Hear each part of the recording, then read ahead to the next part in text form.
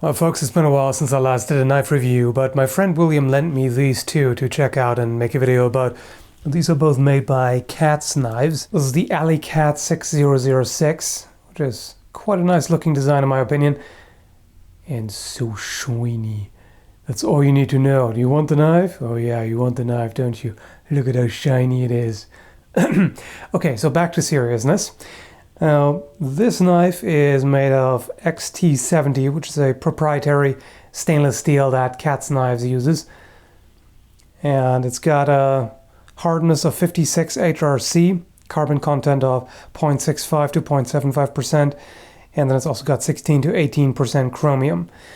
Overall, this is very similar to 440A, and it's got a craton handle. I'll do sharpness test, but I'm not going to do any cutting tests with it. I mean, this is a tactical design anyway. This is a fighting knife, so it's not meant for everyday cutting tasks, obviously. But I'll have to talk about the price for sure, because this is on the website. This is offered for $265 US. That's a lot of money, especially considering the steel. It's very similar to 440A, and knives with a blade made of 440A are usually to be had for under $50. Now, depends on the tempering and everything and design and all that. But either way, it's a very nice design in my opinion. Like, it's a completely no-nonsense design. The handle is very well shaped, sits perfectly in the hand. Craton feels good in the hand. It's got a very grippy texture, so it gives you a nice secure grip even when it's wet. And it's got a small guard here to prevent the fingers from slipping up. And I really like this sort of shape, both the handle and the blade. They look really good, handle feels good, and the blade, I mean, for the intended purposes, would be mainly for thrusting, obviously, and that's a good shape for that. It's got a nice point here, pretty thin, because again, you're not supposed to pry with this.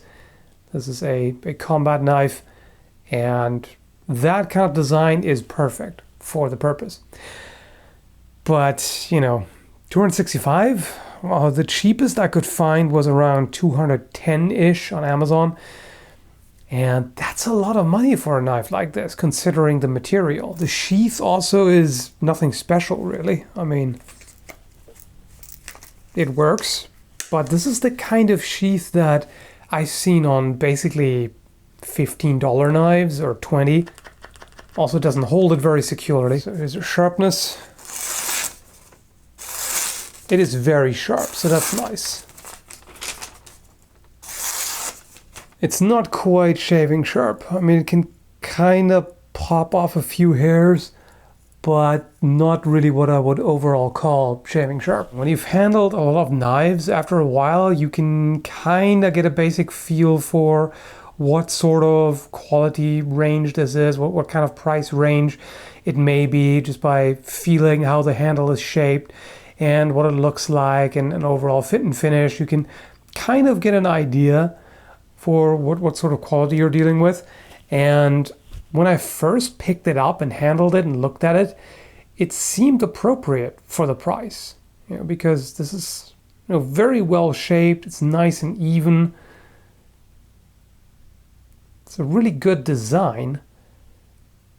But then the material quality is it's not impressive for this price. But this really is just a first impressions kind of thing, because I'm not going to use it since it's not mine. So yeah, you have to take that with a grain of salt. I may be wrong on this, but yeah, here's the other one. This is the Kagemusha NFX. So this is a skinning knife.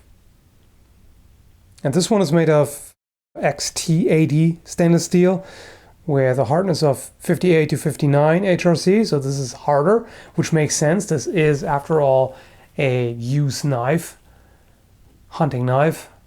So you do want a decent amount of edge retention and wear resistance. And this is apparently similar to 440C, carbon content of 0.95 to 1.2%. 440C, if that's what it's comparable to, is not very expensive generally. You can get pretty cheap 440C knives. And the lowest price that I've been able to find for this is around $110 to $150. Whereas on the website it's $228. Personally, I prefer the Alley Cat. I've never had a use for a hunting knife. I mean, I've never had a use for a tactical knife either. It's not like I run around randomly shank people. Except if you troll or spam on my videos. Then beware. Just kidding, of course. But, I mean, again, this is a nice design overall. You've got a long column of jimping here. And it's, of course, useful for fine manipulation of the blade.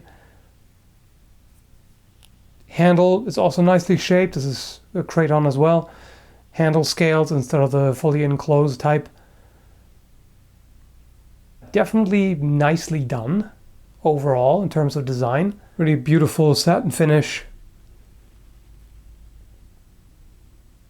And yeah, this is the kind of finish that you would expect from a higher end knife. On this one, the sharpness is of course important. It needs to be very sharp, and indeed it is.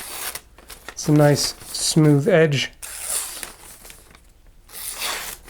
This one doesn't shave hair either though. The sheath in combination with this blade shape I'm not a fan of, because there's quite a bit of resistance to get it in and out.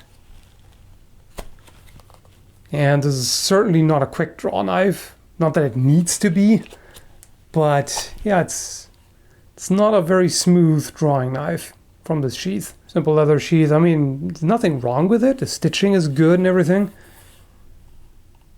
And I do prefer this over the other sheath. The sheath of the Alley Cat really has a bit of a cheap appearance to it.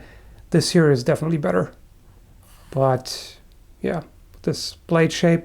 Personally, I think Kydex would have worked better probably for sheathing and unsheathing. Anyway, that's about all I can say about these. So if you're interested in them, I'll leave links down below.